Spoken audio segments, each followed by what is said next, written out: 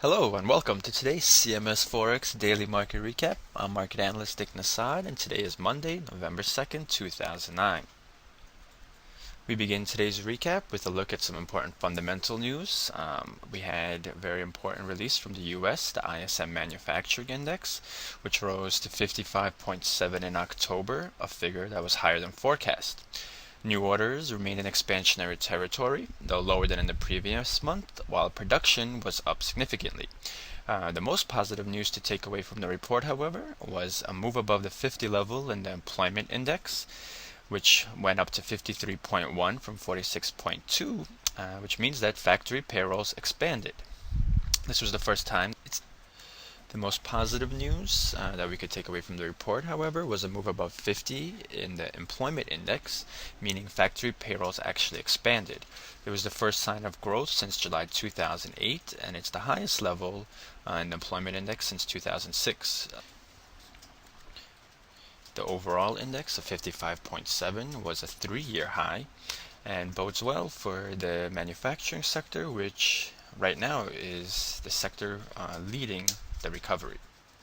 Also today, pending home sales surged 6.1% in the month of September, the 8th consecutive month of gains, which is the longest streak since these measurements began in 2001. The pending home sales index is a forward-looking indicator based on contracts signed in September and gives a good reading of the actual amount of homes which will be sold in the future, though some fall through as a result of buyers not being able to secure funding. The big jump this month was a result of a big rush of first-time buyers trying to beat the expiration of the tax credit at the end of this month. On the year, pending home sales were 21.1% higher, which is about double what we saw in the previous month. The two good pieces of news from the US followed a better than expected release from the UK manufacturing sector, where its PMI rose to 53.7 from September's 49.5. The figure beat expectations of a 50.1 reading and could signal that the sector has turned the corner following the recession. Taking a look at the pound dollar in a 10-minute chart, we see two bursts of risk appetite following both the UK and the US manufacturing reports.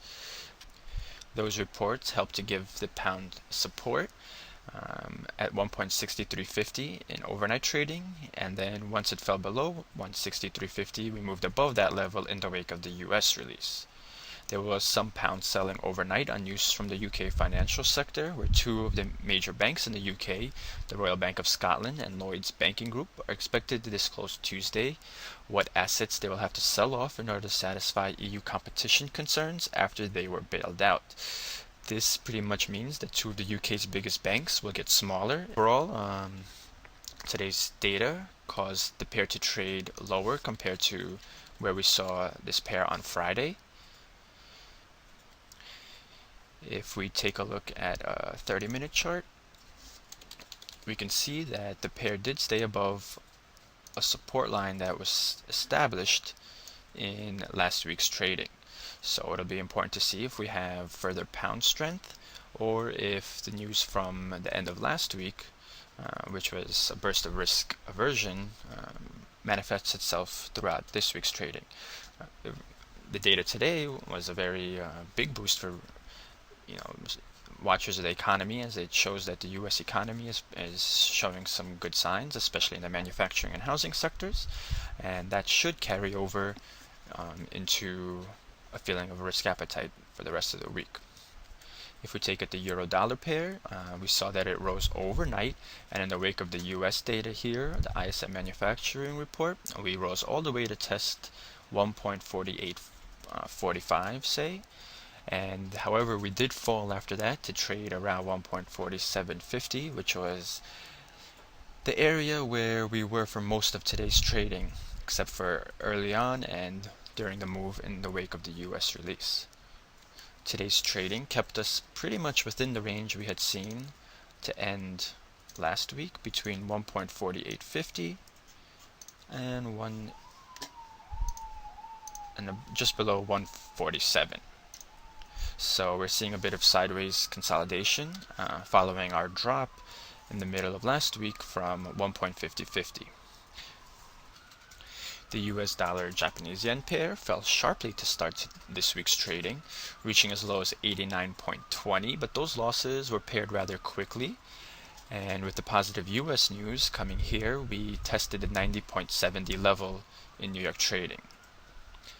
This big drop here came as Asian stocks traded lower, with Japan's Nikkei 225 down about 2.3% to close.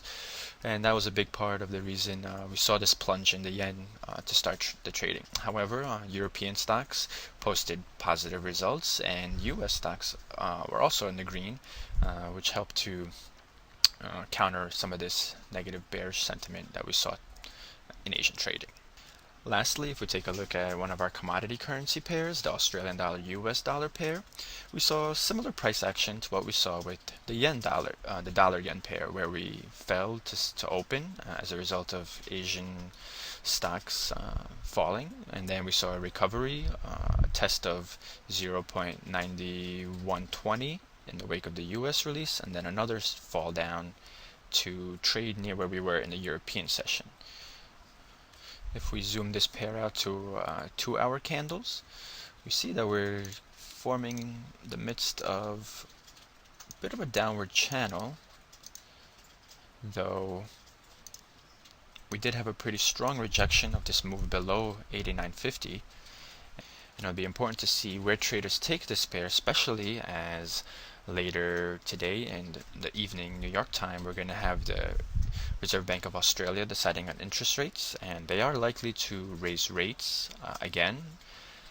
And depending on the statement, we can see a burst of Australian support here. Taking a look at our upcoming releases, I just mentioned the Australian Reserve Bank of Australia interest rate decision. We're also going to get labor costs from New Zealand. Overnight, we're going to get construction data from the UK. Tomorrow, the fundamental docket is rather light, with only US factory orders, the main release from the US. And that will wrap up today's daily market recap. Thank you for joining, and happy trading.